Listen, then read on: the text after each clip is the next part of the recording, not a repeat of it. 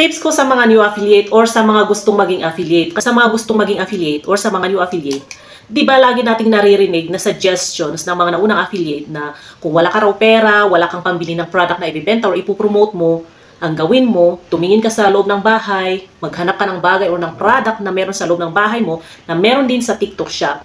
At yun ang gagamitin mo or gawan mo ng video para ibenta or i-promote ganon. Napanood ko na yan sa YouTube actually bago ako mag-umpisa sa affiliate. Kasi marami akong sinalihang affiliate. Meron na sigurong pang-apat na itong TikTok. Ngayon, ginawa ko rin ito, in-apply ko ito sa TikTok. Kasi syempre, not all the time may pambili tayo ng product, di ba? So yung in-upload kong video sa Lazada, in-upload ko rin dito sa TikTok. Pero yung product na yon binili ko sa Lazada. So for Lazada affiliate sana yon. Kaya lang, nasayangan ako dun sa video. Kasi yung product, medyo pricey na kitchenware. So in-upload ko ito sa TikTok. Kasi may nag-comment na bumili daw. Yung dumating daw sa kanya na product na in-order niya ay may defect. So ngayon ako naman nagtanong, sure ka ba na yung product na na-receive mo ay kagaya nung nasa video? Ang sagot naman niya, oo, parehong-pareho. Pero yung sa kanya daw, medyo may defect daw. Nag-chat daw siya sa seller, kaso ang sabi daw ng seller, hindi nila papalitan unless meron siyang proof. Meron siyang video na ino-open niya yung product na ginagamit niya na may defect, ganun. At dahil wala sigurong maisend itong buyer, hindi na pinalitan, ayaw na nilang palitan. Ngayon, nag-isip ako, anong kaya ang i-delete ko? Yung comment niya or yung mismong video? Diba? Kaya lang nag-isip-isip ako, paano kung totoo yung sinasabi niya, tapos yung susunod na bibili, gano'n na naman. Siyempre, hindi lang yung seller at shop ang masisira, diba? Pati ako na nag-promote ng product na yon. Naisip ko, total naman, hindi ko naman talaga doon binili. Kaya ang ginawa ko, dinelete ko yung video. Medyo mahirap para sa akin kasi tumataas yung views niya eh.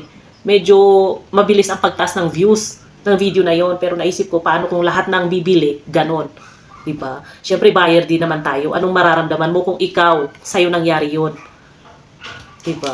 Sa mga new affiliates, sa mga gustong maging affiliate na kung wala kang pambili, wala kang pera pambili ng product, pero gusto mong mag-promote, magbenta, maging affiliate, wag mo nang gawin ang ganon.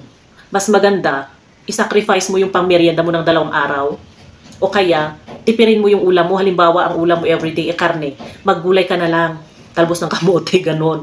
Tapos, kapag meron ka ng 150, bumili ka ng mga affordable na product. Kagaya nito, wala pang 100 ito actually, mga 90 plus pati yung shipping fee. O, itong bagay na ito, pwede mong gawa ng video ng kahit ilang beses kasi hindi naman ito nasisira agad. Unless na lang kung tissue yung binili mo, talagang kailangan mong bumili ulit. Pero pag yung mga bagay kagaya nito, at least, nahawakan mo na yung product ng shop na ipopromote mo. Siyempre, kapag nag-promote ka ng product, pati yung mismong seller o yung shop, ipopromote mo rin. Or pinopromote mo rin, di ba? So, yun lang.